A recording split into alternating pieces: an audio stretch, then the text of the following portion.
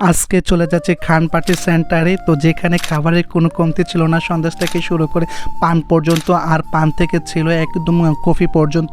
তো ফাইনালি সকালে ঘুম থেকে উঠে আমি তো রেডি হয়ে রওনা দিয়েছি, যেহেতু গাড়ি আমাদের জন্য অপেক্ষা করতেছে। আর আমাদেরকে যেতে হবে কুমিল্লা থেকে ব্রাহ্মণবাড়িয়া। তো ব্রাহ্মণবাড়িয়া এর আগে আমি কখনো যাই নাই, এই ফার্স্ট টাইম যাচ্ছি আমি ব্রাহ্মণবাড়িয়াতে। তো আমি তো খুবই এক্সাইটেড, কারণ এই প্রথম যাচ্ছি আমি ব্রাহ্মণবাড়িয়া শহরে। তো তারপর তো গাড়িতে উঠে পড়লাম, আর মাকে হচ্ছে টাটা দিয়ে বিদায় দিয়ে চলে যাচ্ছি ব্রাহ্মণবাড়িতে। মা তো দেখতেছে আমাদেরকে, তো যাই হোক মাকে টাটা দিয়ে বিদায় দিয়ে মার থেকে আশীর্বাদ নিয়ে চলে যাচ্ছি ব্রাহ্মণবাড়ির উদ্দেশ্যে রওনা দিয়েছে। আর আমার সাথে তো কাকা ছিল, কাকা তো ভাই রাজদীপ ছিল, কাকিও ছিল। তারপর সবাই আমাদের জন্য আশীর্বাদ করবেন যেন আমাদের এই জার্নিটা যেন খুবই জয়ফুল হয় এবং খুবই সুন্দর হয়। তারপর ফাইনালি আমরা চলে আসছি কোম্পানিগঞ্জ বাজারে। আর কোম্পানিগঞ্জ থেকে যাওয়ার পথে তো আমার কাছে যে বিষয়টা সবথেকে বেশি খারাপ লেগেছে এটা হচ্ছে এই অটোরিক্সা। এখান থেকে আমরা একটা হাইওয়েতে অটোরিক্সা চলাটা হচ্ছে খুবই মারাত্মক এবং খুবই বিপজ্জনক। এটা হচ্ছে যে কোনো মুহূর্তে একটা দুর্ঘটনা ঘটতে পারে এবং দুর্ঘটনা সৃষ্টি করতে পারে। তো যারা কর্তৃপক্ষ রয়েছেন এই হাইওয়ে রোডে, তো অবশ্যই এই বিষয়টা একটু দেখবেন, আমি অনেক রিকোয়েস্ট করবো। আর যাওয়ার পর তো একটা গাড়ি অ্যাক্সিডেন্ট হয়েছে আমাদের ঠিক সামনেই।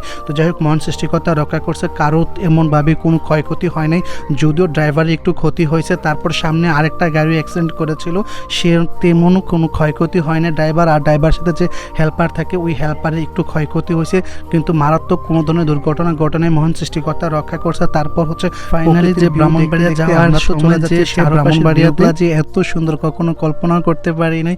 আসলে অস্থির একটা ভিউ, দোনো পাশের ভিউগুলা দেখলে আসলে আমি খুবই এক্সাইটেড হয়ে গেছি। তো এখানে কিন্তু বর্ষার সিজনে এখানে হাওয়ার সৃষ্টি হতে পারে, যেমন আমাদের সিলেটের সুনামগঞ্জের হাওর রয়েছে, তারপর হচ্ছে কিশোরগঞ্জের যে মিঠামিন হাওর।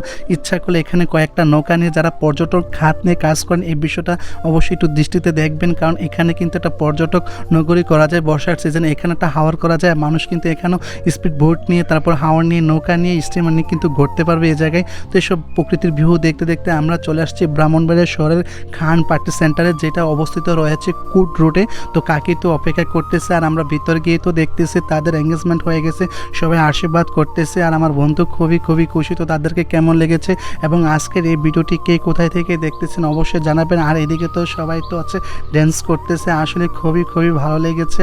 আমারও একটু ড্যান্স করতে ইচ্ছে করেছিল, কিন্তু বাট আমি করি নাই, কিন্তু সবাই ড্যান্স করতেছে।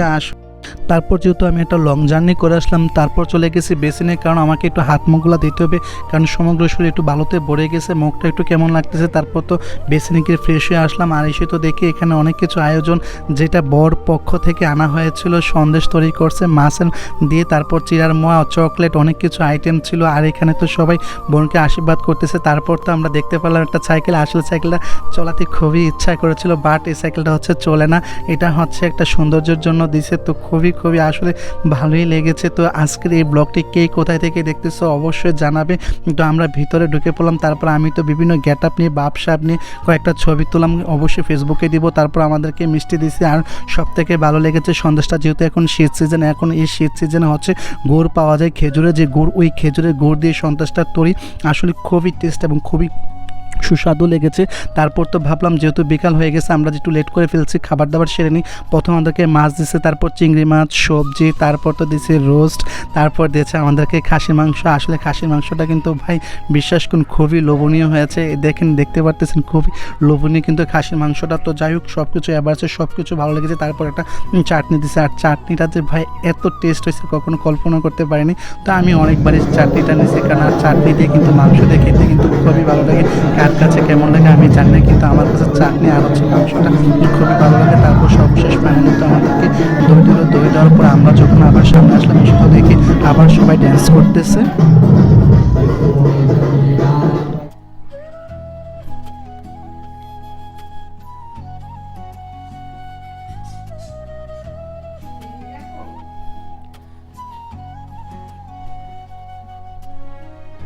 তাদের ড্যান্সের পরে আমরা চলে গেছি পান খেতে, কারণ এখানে অনেক ধরনের পান পাওয়া যায়, মিষ্টি পান থেকে শুরু করে ঝাল পান থেকে শুরু করে, তারপর হচ্ছে চাটনি পান, তারপর হচ্ছে আগুন পান, সস পান, ভাই অভাব নাই। তারপর পানটা খাওয়ার পরে তারপরে হচ্ছে আমরা সবার সাথে একত্রিত হয়ে ছবি তুললাম। আর আমার বোনকে তো আজকে অনেক অনেক সুন্দর লাগতেছে। সবাই আমার বোনের জন্য আশীর্বাদ করবেন, কারণ সে নতুন জীবনে পা দিতে যাচ্ছে। যে